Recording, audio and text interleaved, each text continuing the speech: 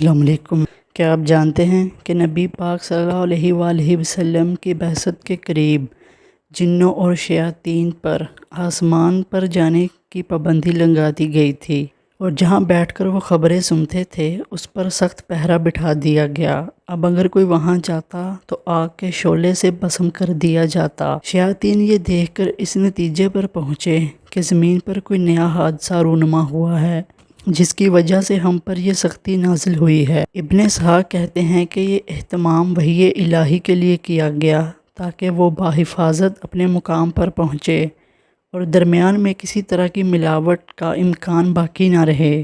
جب رسول اللہ صلی اللہ علیہ وآلہ وسلم مبعوث ہوئے تو آسمان کو بہت زیادہ پہرے داروں اور چنگاروں سے بھر دیا گیا تاکہ شیطان آسمان سے دور رہیں اور ان کے لیے چھپ کر چوری چوری بات سننے کا امکان نہ رہے۔ یہ سختی زمانہ نبوت تک جاری رہی۔ اس کے بعد وہ سختی نہیں رہی، کیونکہ بعض زمانوں میں اور بعض جگہوں پر شاذ و نادر ان کا وجود پایا جاتا ہے۔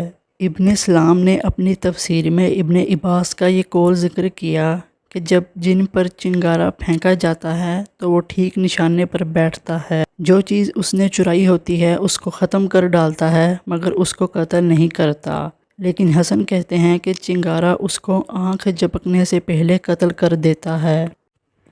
ابو جعفر عقیلی نے اپنی تصنیف کتاب الصحابہ میں بنو لہب کے ایک آدمی سے، جس کا نام ابو لہیب تھا، بیان کیا ہے کہ ایک دفعہ میں نبی پاک صلی اللہ علیہ وآلہ وسلم کی خدمت میں حاضر تھا۔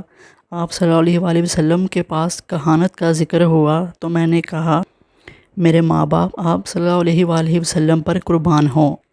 ہم نے چنگارے پڑنے سے سب سے پہلے معلوم کر لیا تھا کہ آسمان پر پہرے لگا دیے گئے ہیں اور جنوں اور شیاطین کو آسمان کی بات چوری سننے سے روک دیا گیا ہے۔ واقعہ یہ ہوا کہ ایک دن ہم اپنے کاہن کے پاس حاضر ہوئے۔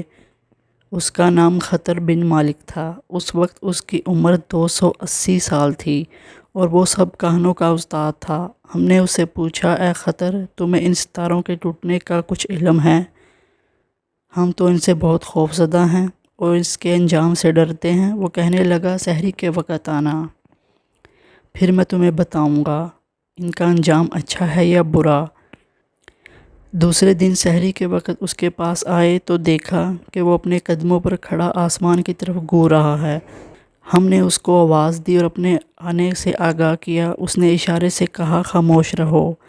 تھوڑی دیر کے بعد آسمان پر ایک بہت بڑا ستارہ ٹوٹا تو کاہن اونچی آواز سے چیخنے لگا، اس کو چوٹ لگ گئی، اس کو سزا مل گئی، اس کو عذاب نے جلدی پکڑ لیا، اس کے تمام جوڑ کٹ گئے اور تمام حالات بگڑ گئے۔ پھر دیر تک خاموش رہنے کے بعد کہنے لگا، اے گروہ بنو قحطان، میں تم کو ایک سچی اور واضح بات بتاتا ہوں۔ میں کعبہ اور اس کے ارکان کی اور اس شہر کی جس کے خادم بہت امانت دار ہیں، قسم کھا کر کہتا ہوں کہ شریر جنوں کو آسمان کی بات سننے سے منع کر دیا گیا ہے ایک چمکدار ستارے کے ذریعے، جس کو طاقتور فرشتہ اپنے ہاتھ سے پھینکتا ہے۔ یہ ایک عظیم الشان نبی کی وجہ سے، جو اللہ کی طرف سے نازل شدہ قرآن لے کر آیا ہے، جس سے بتوں کی عبادت باطل ہو جائے گی